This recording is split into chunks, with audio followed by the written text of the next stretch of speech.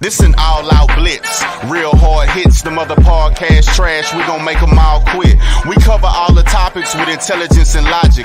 I know you wanna score, but ID gon' stop it. We from Texas, so that mean that we Texans. Breaking down the X's and O's, our profession. No complaining, just training, you see the progression. They had a Pro Bowl for talk shows, we get selected. We gon' celebrate every win like a birthday.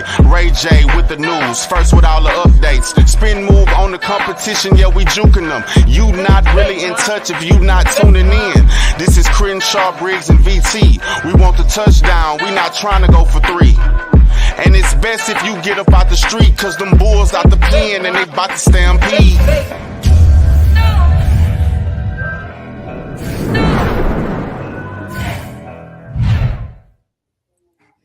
Hey everyone, and happy Labor Day. I'm your host tonight, Matthew Briggs. Watch to say today. As always, I have my amazing trio, starting off with Mr. VT. How you going, buddy? What's going on? What's going on? What's going on? And Crenshaw, you know what today is? It's Labor Day. No, 2 years ago, today, me and you aired our first episode of the Texans fan battle. So happy second year anniversary. Happy second year anniversary, man. That was a good segue right there. It was. And guys, to celebrate our second anniversary, we got 2 special guests. Let me introduce our first one. We got Mr. AD from the Houston Rundown. What's going on, bud? Much. How y'all doing, man? Thank y'all for having me. And guys, 2 years ago when me and Crenshaw first started this thing, one of the biggest guests we wanted to get was the official voice of the Houston Texans. And we're honored to have him on for the second time. We got Mr. Marc Vandermeer. Hey guys, I think the first time I was on my phone and it was hard to see everybody. I couldn't get reception. Was that 2 years ago? Was that that long ago? Was that during the COVID? Oh, it was last year. Okay. Yes, so I can't use COVID as an excuse. Darn it. You use whatever you want as an excuse. We're just glad to have you on. So, well, let's just jump it into some Texan news. Before I do that, guys, it's Thursday. Is the start of the season. It seemed like it was a year too long. So slow. There's some odds that came out for the Chiefs and Lions game. Negative 6.5 for the Chiefs. And then they got the Ravens, negative 10 versus the Texans. Marc, I'll start with you. Is that fair for the Texans game?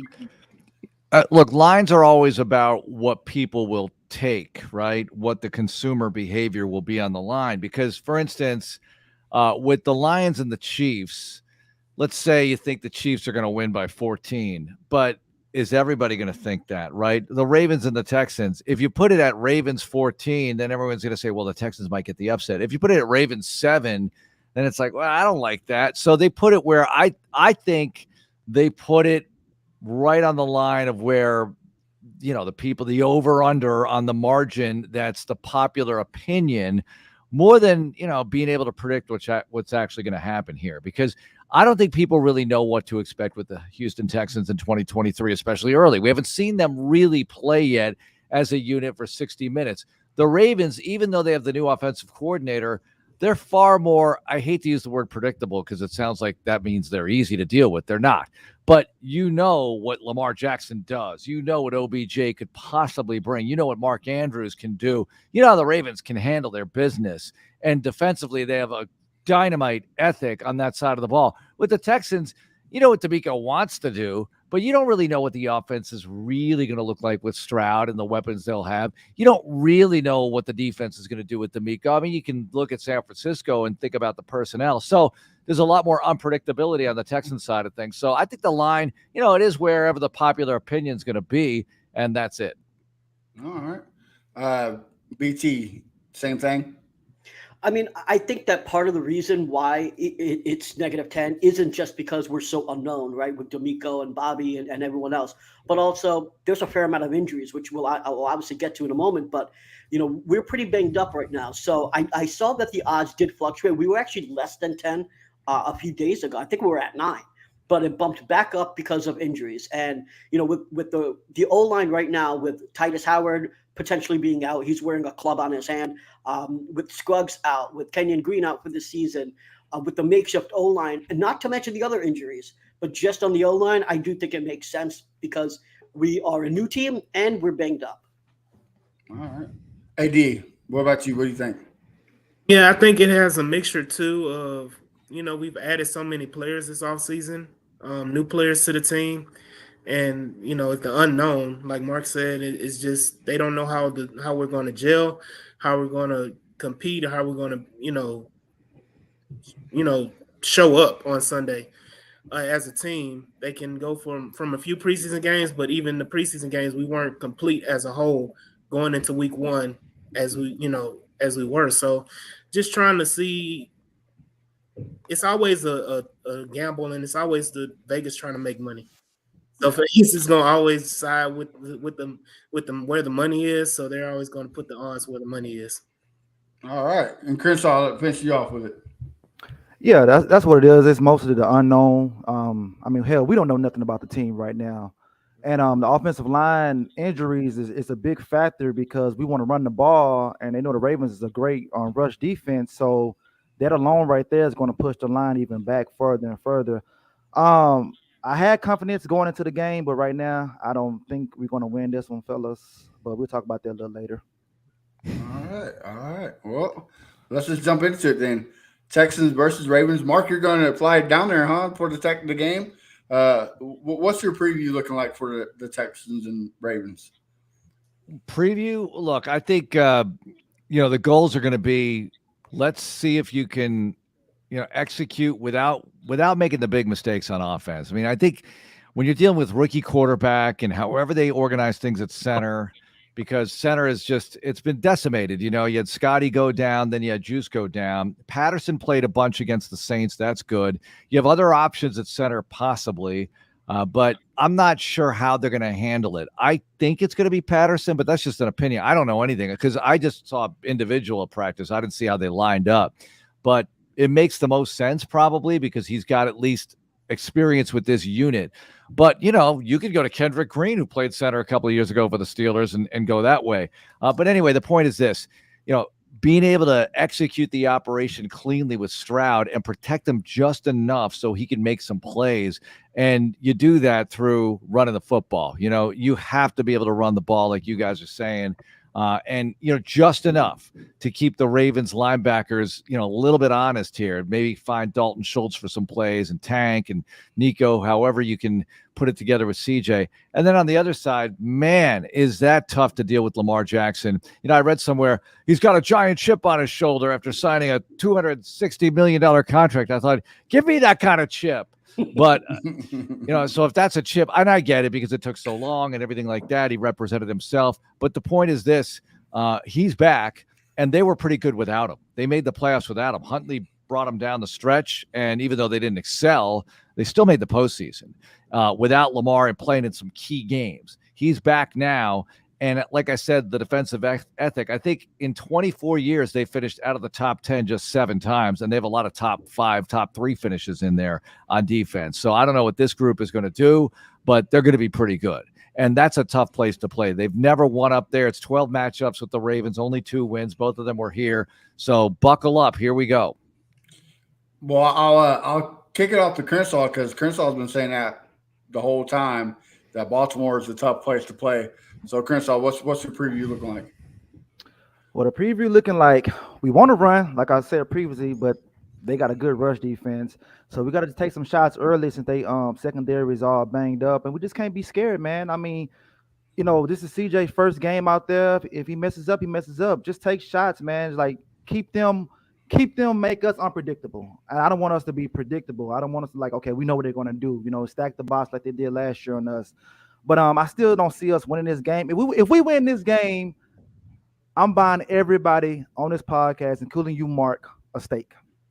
Yes. It's not going to be well done. It has to be. It could be rare. any way you want. Well done. It could be anybody want the steak. Well done, medium rare plus, like Lakiki said.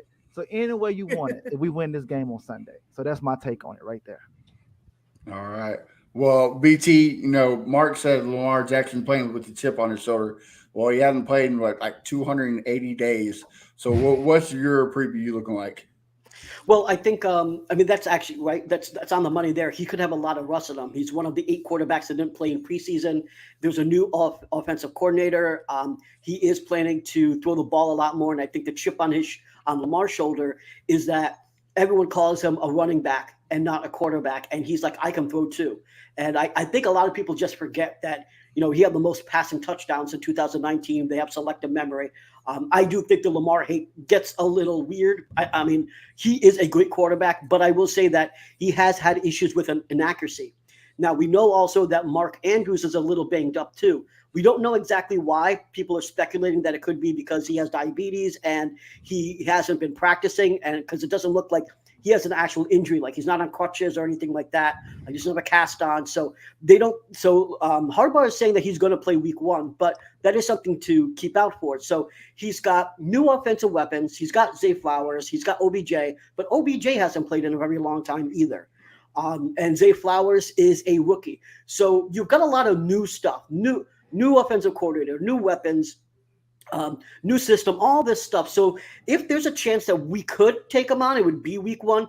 The real issue here is our injuries. We have O-line injuries, as I mentioned. Jimmy Ward has a groin injury. Christian Harris is hurt. I don't even know what the injury is for him. Blake Cashman is hurt. So I made a joke of this on Twitter. Like, we need to keep a case of Toradol on the sideline because we're pretty banged up right now. And frankly, that is the big reason why I think that if we look bad, it's going to be injuries. I'll tell you what, though. I still think that DeMeco is a genius, a defensive-minded genius. And for the most part, I still think that we are going to show off our secondary. I think our secondary is still going to be incredibly strong. And I think that because Lamar's going to try to throw, particularly he's got to think, hey, it's the Texans. I can throw on them, right? They picked second in the draft. So I do think the coordinator and Lamar are going to think that they could take advantage of us. And I think that we might catch him off guard, particularly and catch 1 or 2 interceptions.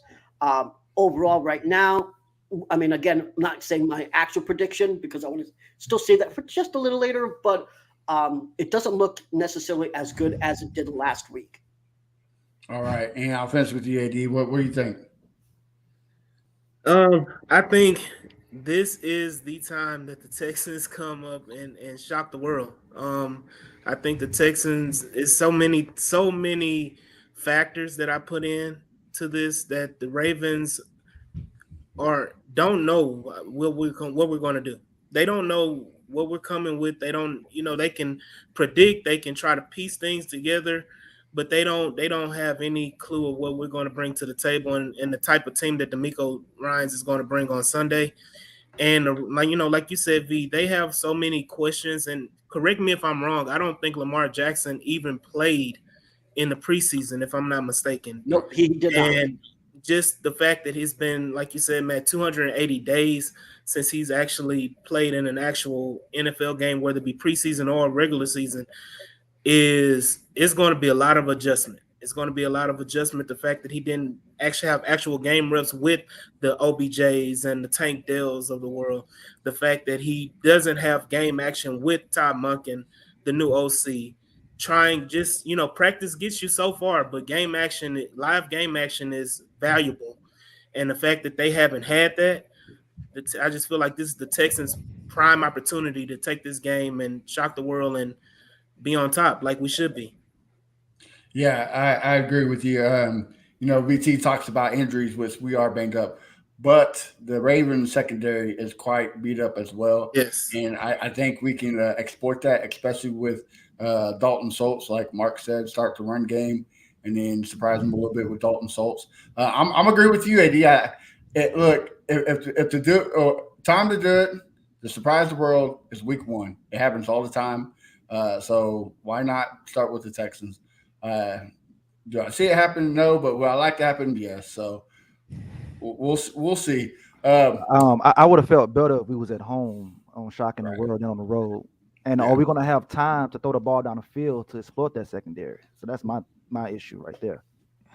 Well, let's get to DeMeco Ryan's press conference, he mentions the Wait, injuries. I'm sorry, Matt. I need to just bring up 3 points before we get to DeMeco's press conference.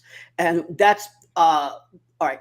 There's 3 things that we learned about preseason and the Ravens. One, the Ravens used 11 personnel 12% of the time last year, but in preseason, they're using it 60% of the time. That shows that they definitely are going to throw more, right? So we need to force Lamar to throw because we do have game wreckers like Petrie, out there, and Stingley, and hopefully Ward comes back with Nelson. Like our secondary, I'll say this before, I'll say it again, it's a top 5 secondary. We need to force Lamar to throw, and it looks like that's what they want to do. So, if we got a chance here, that's where it's going to be. It's in their secondary. Another thing, they passed 54% last year, and in preseason, it's 62%. It's just more data that's showing that they just want to throw. And here's the other thing. On first downs last year, they ran the ball 53% of the time. And in preseason, it's been 42% of the time. So again, they're showing less run. So what does that tell me? Well, they're going to run the ball less. They're going to pass more. And that's what we can take advantage from. Before we jump on, Mark, is there anything you'd like to conclude with all that? Well, that is good.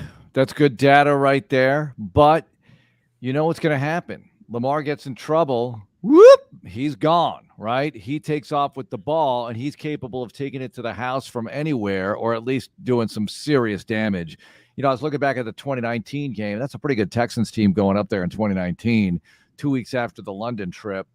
And it's an utter blowout, right? You're down, 34-0 before you score. I know you had the bad PI call involving D-Hop and all that. Or no call. What was it? There was a no call or a call, whatever. Early on, might have gotten a touchdown, could have been different. But look, they kicked the butts of the Houston Texans that day. I think you guys bring up some good points. There's an opportunity here because it's opening day. You have the element of surprise. And I could see Lamar trying to throw it like, incomplete on third down again. A couple of key third down stops in the second half. Maybe you get a turnover. Maybe you get a big play on special teams. Those kinds of things. Maybe Dell breaks loose for a huge touchdown. Those are the kinds of things you're going to need to pull this one off. Like I said, hopefully we shock the world. I'm being week 1 to do it, right? Well, let's jump into that DeMeco Ryan's press conference because it was a pretty good one. It got me hyped, ready for the season. Mark, what was your takeaway from this press conference? I like how he doesn't take the bait on injury questions, Well, we'll see how they do on Sunday, I mean, it's good. Good answer, Coach. And I think DeMeco's always been really good with the media dating back to his days as a player here, but he's just getting better and better all the time because as a head coach, it's a different deal. It's a different issue altogether because guys are going to want injury information. You think about what the media wants. They want stuff that people want to know. People want to know who's playing, who's not playing. So those questions are going to come up a lot in different and creative ways. And I think he's handling those well. But overall, guys, I can't say enough about the way he's been just this electric, energizing personality, and everybody feeds off of it. Just having him in the building here has been a world of difference. And my office, I mean, I got walls in between us, but I'm probably, 50 feet away from him right now. He's just, unless he's with the team downstairs, but he's got this infectious personality. I think it's going to go a long way toward helping this team perform at a high level. I mean, it's not just about the talent. It's about, can you get them to maximize their efforts? And I think he's the kind of coach who can do that. He did it as a coordinator, and I think he's going to do it as a head coach. And today, some of my bigger takeaways was, it's game week. It's on, it's been on, but now it's really on and you can just feel it. And I think he's still the same guy. There's no question, but everything just feels amped up right now. And I'm looking forward to seeing the results on Sunday at noon. Couldn't say anything better. Mr. AD, what about you? What do you take from it? The biggest thing is that I know I don't want to play DeMeco Ryans in poker. He's not gonna give you anything. But yeah, the confidence that he exudes is infectious, and the personality he brings to this team is something I feel like we've been missing, especially from the head coaching position for the last few years. David Culley had a personality too, but DeMeco is bringing a different feel and a different confidence that we haven't had, and that just all around, the way he answers questions and the way he is navigating those questions and the way he is appropriately protecting his team and his coaches and everybody all in the same sense of, giving you a great answer in the same time without slighting the reporters or the persons asking the questions. It's a nuanced thing that he's almost mastered at this point as a rookie head coach. Yeah, I have to agree with that. He has the gift of gab, right? Crenshaw, what about you? Just like AD said, the poker face. I like that right there. I like that he's caught in plays. I was skeptical on that right there, but I like that he's caught in plays and everything. And I'm just really more excited of him just actually being out there. We finally got the coach that we've been looking for years, and I'm excited about that. And I'm excited about the fans as well, because now we got something really to root for. We was rooting for the team, but we was like, I don't know. But now we all the way back, man. So that's my take on that, man. All right, and last but not least, Mr. BT, what do you think? Yeah, I think there were a couple takeaways. Like Crenshaw said, we have confirmation that he's going to call defensive plays, but he also talked about John Mechie, and he said it's been a long time since John's been out there playing football. He says he's dedicated to the process and it takes time, and he's on the right track to get out there. And if I can sort of dissect the words, it sounds to me like Mechie is going to obviously play, but not necessarily at the level people are expecting him to right away. I think they're going to slow roll him a little bit, get him used to NFL speed, and add to those snaps week after week after week, potentially after the bye or later. I think we'll see more and more of Mechie, but not in the very beginning. I also think that I love the way that he attacked the injury question. He said the team is not whining about the injury bug. Now, most of you, actually all of you except for Mark, because you're not just a fan, but all of you are in the Texans chat, and you know what people are saying, right? Like, the injury bug is there, the injuries are a problem, and I am called as complaining. Yeah, I'm complaining about it because I didn't want to have the injuries, but the team isn't, and that's what's important, right? The team has that next man up mentality. The team is saying we can still win this thing, and I think that's important. DeMeco Ryans puts a face out there of confidence, and the team definitely believes it. It's hard not to believe it when you listen to him. If you look in contrast to the other coaches we had, I know that AD, you mentioned Cully, but look at Lovie Smith. Lovie Smith actually got angry with the press when you asked him some of these type of hard questions, and you don't see that from DeMeco Ryans. DeMeco Ryans has a game plan, and he keeps his game plan the entire time that he's up there answering the press. And every single time he speaks, he actually does say something important. It usually don't have a DeMeco press conference where you're like, I don't know what he just said. So I really do love listening to him talk. Agreed. I had to say the same thing. You're right, BT. The injuries are worrisome, but like they said, next man up. Every player knows that, so hopefully it's not a big concern. Mark, we know you have to leave here soon, so before we let you go, let's get your take on what is the big difference from the team from last year to this year, and what's your predictions of this game and the end of the season? I think the biggest thing is they have something they can really build with now with DeMeco Ryans and his staff. The players they've been drafting for the last couple of years under Caserio, good, obviously good base, and I know not everybody works out. I get it, but that's every draft, right, for every team. But I really feel like they're on their way, and I don't know how long it's going to take, but they're on their way. It reminds me of the beginning of the Kubiak era in many ways, because I felt like, all right, we got the right people here, and some of the people might change year to year. Very rarely staffs stay entirely together, but you got the head guy here, and you got a GM who can pick good players, and I think that it's going to grow in the right direction from here. The last couple of years felt like, because they were one-offs as they turned out.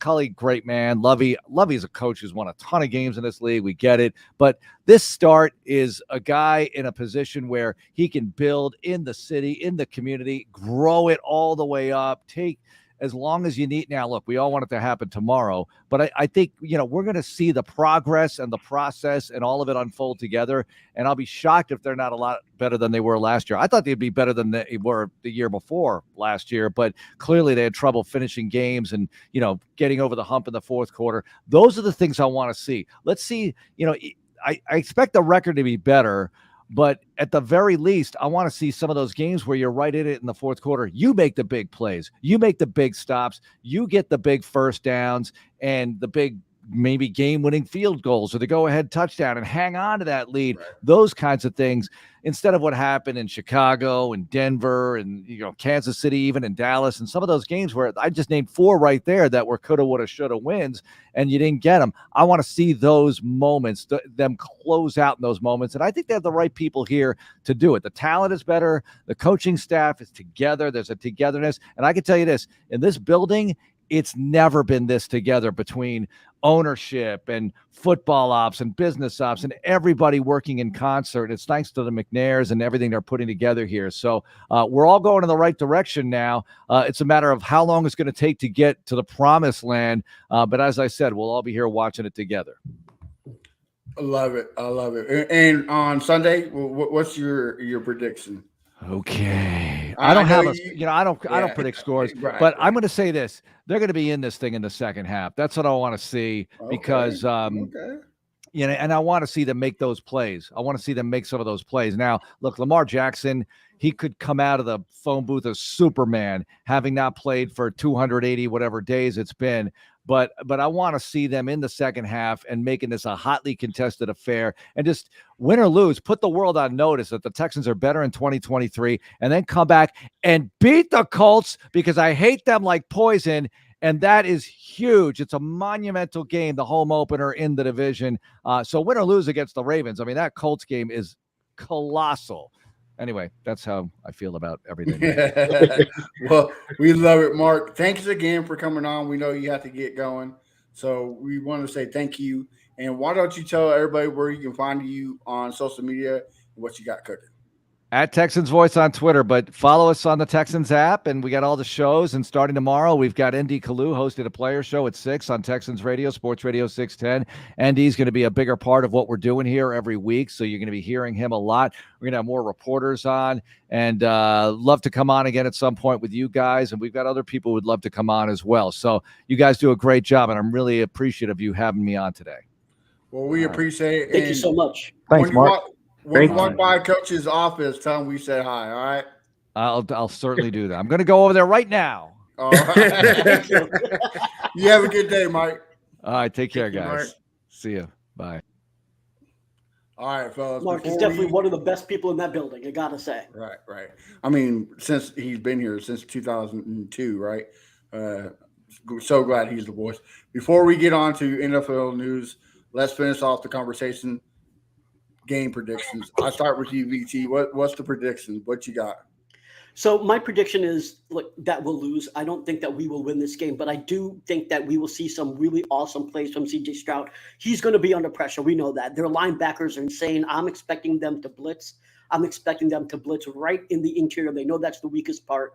So we're going to have to see CJ deal with that pressure. And I'm going to say that we're going to see some similar Georgia game, like what we saw when he played Georgia, some of that fantastic footwork, some of where he had to throw receivers open. I think we're going to witness some of that. What I also think we're going to see is we're going to see Will Anderson put up freaking pressure. He's going to put up the pressure, and hopefully he can put enough hurries and hits on where either Petrie or Stingley or Ward or Nelson can actually get the ball back to the offense. That's what I want to see from the quarterback, and that's what I want to see from the defense. In terms of just win and loss, listen, it's the first game. We're battered up, so I'm not expecting us to blow out the Ravens or even win. But there's still things that we can look forward to because Week 4 we know that Scruggs is coming back. We know that Howard is gonna come back. If he doesn't play this game, he'll be back soon enough. So, what we see today or what we see on Sunday is not going to be what we see Week 4 or Week 5. But what we can see is the quarterback kicking ass. What we can see is Will Anderson kicking ass. What we can see is that secondary kicking ass. And what I want to see on Sunday is them kicking some ass. Oh, love it. Crenshaw, what you got, brother? Hey man, make sure you give Steven Nelson some credit, man. You'll never say his name on the pod, man. it's like you said, don't say his name on purpose. I noticed that from you, man. But I think it's gonna be in the beginning gonna be real ugly, real sluggish, like nasty game in the first beginning. But like Mark said before he left, we're gonna be in it in the second half. But I see the Ravens pulling off in the fourth quarter, and I'm gonna give the score 24-17. Supposed to be 40% chance of rain that day, but I mean that don't mean nothing. But that could be a factor. Or we notice how against New England, CJ wasn't effective on the wet ground. But like I say, put the world on notice. I mean that's a close game right there. We never won in Baltimore. If we do win, like I say, no states. I'm not lying. I got you. No cap. Well, if we win, can we just ask this question real quick? If we win, are we saying, I don't care if it's just a week one win. If we win, are we saying that I'm going to hype up and you are going to hype up DeMeco as coach of the year? Because I am going to. That's going to be my narrative if we win. Well, I won't say, well, you know what? Yeah, you can hype a coach of the year because we win that game. I can see us winning the division. No cap. We can win the division. I mean, because like Baltimore is probably one of the three hardest teams you're going to play this year. So you beat them, why you can't beat Cincinnati?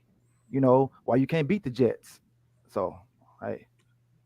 Oh man, get it spicy. AD, are you gonna finish off with the spiciness or you gonna cool it off? What you got? No. I'm sticking to my prediction that the Texans are gonna win this game. It's gonna be a tight, contested game. I think the Texans are gonna pull it out. I'm gonna say 29-27. Woo! Super close game. Shootout. And it's so many factors, that I'm really excited about seeing. But yeah, the Tank. I think we talked about Tank Dell. It's probably going to be a major factor, especially in special teams. I think that is going to be a factor. Baltimore has notoriously been great at special teams, but I think this year we may have an advantage on the special team side that may get us over the hump as far as field position and everything like that. And then, Baltimore, I just don't. I think they're going to be missing something. They're going to be missing something, especially on defense in the secondary, like VT said earlier. They're shorthanded, and I think even if we don't beat them deep, and I know that the pass rush is a factor with Baltimore, I just think that we're going to hit them with the quick passing game that's going to march us down the field. And we haven't talked about it today, but Dameon Pierce is a factor on this team. And Dameon Pierce is going to be an influential part on this offense, especially on Sunday. So Texans. Okay. So AD, you said we're gonna score 29 points. So what's gonna be CJ stats for that game? CJ is going to be around between 270 to 300 passing yards, 2 touchdowns, and no interceptions. I don't think he's going to throw an interception. Okay. A nice clean game. I like it. it. Nice clean game. Okay. I like how you mentioned that Dameon Pierce is going to be a factor. Kersaw's going to love this one. I think Devin Singletary is going to be a factor because, like BT, like BT said, it's a rookie quarterback. It's going to be rain. What are you going to do? You're going to blitz. So what do? You give the screen to the best catcher running back wise on the team, and that's Devin Singletary. I think Singletary is going to have a good, almost 100 yards receiving. So that's how you beat the blitz. I say it's going to be a close game, 17-14. I'm going to say the Ravens. But I think you're right that Singletary is going to be great in the passing game, but when we're talking about yards on the ground, I think they're going to run Dameon Pierce 25 carries. I think he's going to just slam. Well, yeah, I get that. Right. That's what you should do, right? But I'm just saying because listen, he can get yards after contact, right? This is the thing that I keep preaching. That one of the reasons why you gotta love this guy is because if there's no gaps open, he makes gaps open. He will run through the tackles. He does not give a shit. He's getting his yards. And you need someone like that when you're in a situation where your line is messed up, where you got a rookie quarterback, where you got a rookie head coach, an OC, and all this stuff. He is the solution to being able to open up the passing game at all. So Dameon Pierce is going to be incredibly strong this game. Plus, if you got him in fantasy, start him. Start him this game. I'm not saying he's not going to have a strong game. I'm just saying that Devin Singletary is going to be the key factor to help CJ Stroud to beat the blitz, because that's how you beat the blitz. It screens. And plus, I mean, you want Dameon Pierce catching the ball when he for a check down, or do you want Devin Singletary? No, I want Singletary catching, but I want Dameon Pierce running the hell of that ball. Right. So, Chris got the look on his face. So, look at him. No, I would just like you say. I mean, the only way I would tell somebody to start Dameon Pierce Sunday if I'm playing against them in fantasy. But man, like I say, the Ravens rush defense was like top 3 last year, man. I don't think he's gonna get that many yards on them like that, man. He played teams that had top 5 defenses, and look at the Cowboys. The Cowboys. Did he play the Ravens? Listen, the Cowboys. They were top 5 rush defense, were they not? Yes, right? But he didn't play the Ravens. And he still had like 70 yards on them. He got hurt that game, but he still had like 70 yards. So I mean, listen, he plays against teams that have really good defenses on the rush, and he still gets his yards. Actually, the Jaguars was ranked number 8 in rush defense, and his most memorable run was against the Jaguars. I mean, he has played some good. The Cowboys had a good run defense, and he cooked them. So I mean, well, look, like I say, if he get 90, I'll be shocked. If he get 90, I would say that he's at least having 60 yards, if not more, on Sunday. Because last year, Singletary only had like 49 yards against the Ravens last year. So I mean, but okay, we're gonna see. One thing I want to bring up that Matt brought up, and he was talking about the screen game with Devin Singletary. Another part of the screen game that I don't think that we are really talking about is the tight end screen game with Dalton Schultz, and using him as a weapon and a factor to get down the field and to counter that blitz action. So I really think that he's going to play a major part as well. I also think they're going to use I know everybody hates calling Tank Dell a gadget player, but I think they're going to use Tank Dell as a gadget player in the screens and reverses to help with that pressure from the blitz. So, yeah, I think you're right. Dalton, Tank and Singletary be guys to help out with the blitz. So, but I have to agree with BT on this one, Crenshaw. We can't let that go. Look, the thing that hurt Dameon was the play calling, and those guys are gone. So this is the year where he's going to cook, and I think I don't think he breaks out for 100, but I think he gets at least like 80 yards in the TD, and that's serviceable for a running back these years, right? It's a passing league. No running back gets 80, 90 yards a game anymore, unless Henry with 50 carries a game. I'm going to disagree with all y'all. I think that he's going to get over 100 yards just because I feel like the Texans are going to be committed to the run. And, which is different than what we've seen in the past, that the Texans kind of go away. That's another one. Boone is another backup running back. But I think that Pierce gets that just based on the fact that they've been talking. We've heard them talk about it. We've heard them kind of show it and kind of be consistent with it. Is running the football. And I think that if you have the right personnel on the offensive line, don't know who they're going to bring in to start. It's still kind of a confusion. But if you put in the factor of Shaq Mason as your starting guard, they're going to be running a lot to the right. And we saw that in the preseason a lot. When they ran the ball, they ran to that right side, Shaq Mason side, and he was just getting to the second level and pushing the pile. I want to actually get your thoughts, AD, in a moment about who you think will actually be starting the O-line. But before you do that, I want to agree with you on your Dameon Pierce stuff, because I'm saying at least 60 yards for Dameon Pierce. But the reason why I would start him in fantasy, not besides that, I just want him to obviously do well as a Texans fan, but he is going to be getting those carries, right? Like, I understand there's Boone there and there's Singletary there, but Boone will probably get maybe 5 carries if he's lucky. Singletary won't be running that much. I would say he's only going to get 5 carries. Now, in terms of, pass catching ability, that's a different story. But actually running the rock, it's all Dameon Pierce. It's a Dameon Pierce show. But yeah, let me ask this question since we're talking about it. What's everyone's projections on who's starting for that O-line on Sunday? Who wants to go first?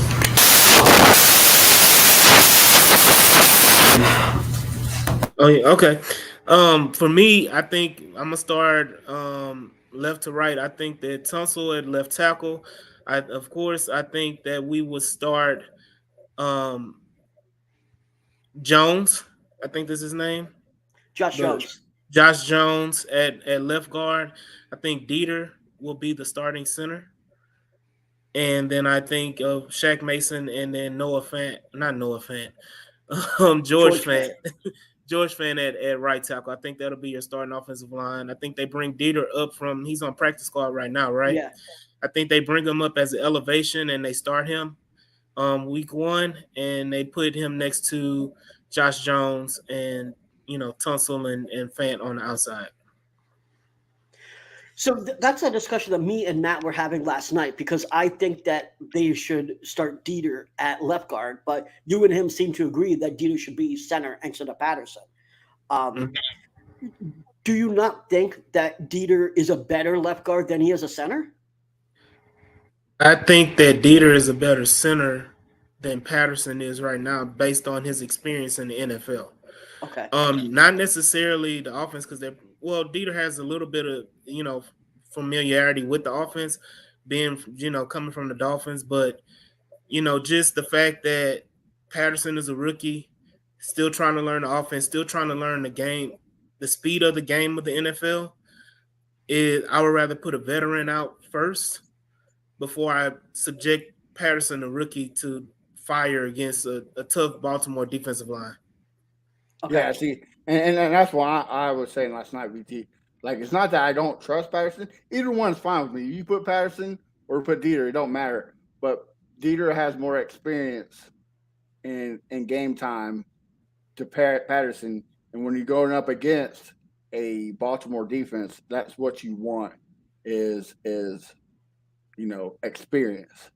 Because in a fantasy land, I would like this. I would like Patterson at center and Broker at left guard. But I want the guy who can protect CJ Stroud the best. That's what I want. Whatever combo DeMeco Ryans thinks that's the best, then that's what I want to see. I mean, the only reason that I wouldn't want Broker right now is a Broker or Brooker, whatever. But the issue is that, listen, the O-line is the only group really that you need the best amount of chemistry. And I'm hesitant to start a guy that you just picked up last week. That's the biggest issue that I have for starting Nick Broker as opposed to either Dieter or Patterson. Like that's the big issue. That's why I say in the fantasy land, right? I mean, yeah. No, I hear, and I completely agree there. So now the question is, like, we were talking about George Fant or Josh Jones at right tackle. What are the chances? Do you guys think that Titus will start at right tackle? Do you think it's dead, or do you think there's still a chance that he'll start week 1? Crenshaw, we skipped you, so go ahead. No, it's all good. Well, I think if he wouldn't gotten paid, he would have been starting this week. But since he got paid, his ass ain't playing. his ass ain't playing. So he got his bag now. So he's like, I'm gonna sit this one out. Well, I honestly, he just got moved day to day, so I'm gonna say he's gonna start. A good Ravens defense. Like I said earlier, you want to keep CJ Stroud upright. Who's better than have Tyus Howard out there? I know you're against it in the chat with me and Crenshaw, but there's been many players who played with a broken hand and that cast with a club at Silver School. All pro. Yeah, Silver School. I can see it. I can see it happening. And plus, like you said, I think they're going to run a lot of plays, so it won't affect them too much. So I think Howard plays. So the reason why I'm saying that I don't think they'll have him play is because we have so many dudes out that listen, I could be completely wrong, but here's my reasoning. My reasoning is that there's so many dudes out that obviously they're trying to win, but they don't want Titus Howard to be in a position to play a game where we potentially could get run over and he hurts himself even more and is not there until week 8 or 9 or 10. And if we had a mostly healthy team, I could see them saying, go in there. Let's see, we can probably win this game, or we can do our damnedest. Now I don't know so much because at that point, if he re-injures that and he's out for 8 games or 10 games as opposed to 3 or 4, that's a huge risk. I would take that risk if the other dudes were healthy. So that's my reasoning. Here's my question to you. Would you rather see him get a little bit banged up or CJ Stroud out for the season? Obviously, I don't want to see CJ Stroud for the season, but I don't listen. I don't like Fant at right tackle. Like I don't like him at right tackle at all. I'd rather have Titus out there. I'm trying to think. I get what you're saying. I get what you're saying, and I 110% agree with you. But we're playing the Ravens. That's the only reason why I want Howard to play. Like the first 3 games, who has the best pass rush of the teams we playing in the first 3 games? The Ravens. So you want them out there, then you could put Fant on the left side, and we could do it like that. I mean, it's not impossible for him to play with that cast on his hand. I mean, he might complain about it, but he'll be all right. Kobe played with a broken finger, so he can do this right here. You don't have to play him every snap, right? Like you can have him on the snap account.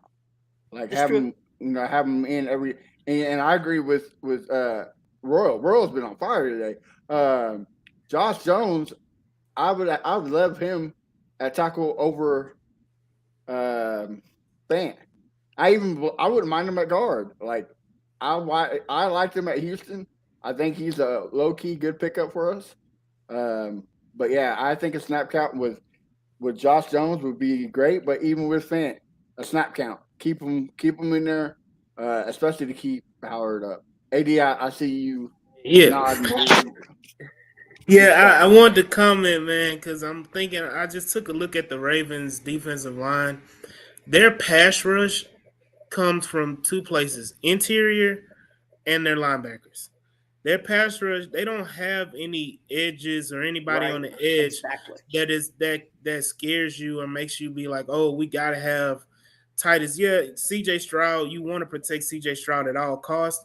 And that idea with Josh Jones, hell, starting, if you want to start Dieter at left guard and move Jones to right tackle, if you're not that confident in Fant, then do that, and then, Patterson, Dieter, Fant on the end. But, if it's my biggest fear is that you put Titus out there, he re-injures himself, he's on IR again, he's out for another 4 weeks. Now you have to go through the heart of your schedule, and you're not expecting Titus to come back to after the bye week. Right. In week 8, now you miss your right tackle for basically half the season instead of just having them miss 1 or 2 games. And see what AD said exactly about the pass rush is what I've been saying. Like it's coming from basically 2 linebackers. That's why I think they're gonna. That's why I'm saying they're gonna blitz, and they're gonna blitz right at that interior, right? Rush with 5, use those linebackers to get after the quarterback, because AD is 100% right. Their edges ain't all that. Right. Well, the linebackers though are Smith and Queen, or who play the outside, so they're going to blitz a lot on the outside too. So you're going to need a good tackle here and there. So that's why I'm saying do a snap count. But again, you want what's best for your rookie. I mean, I get what. Look, it's tough to say. I get what y'all saying, but if he's out there practicing and he's good to go come Thursday, come Friday, then yeah, you put him out there. Yeah, right. But if you're a little worried, then no, you take him out. But I like that lineup right there, perfect. Mm-hmm. Yeah, I mean, if he's available to play, and he's willing to play and he's ready to go, he knows his body better than the doctors or we would know. So if he feels like he's ready to go and 100, close to 100%, Titus, have a day. Yeah. So by you saying, he said Clowney, man, that don't scare nobody. I know, right?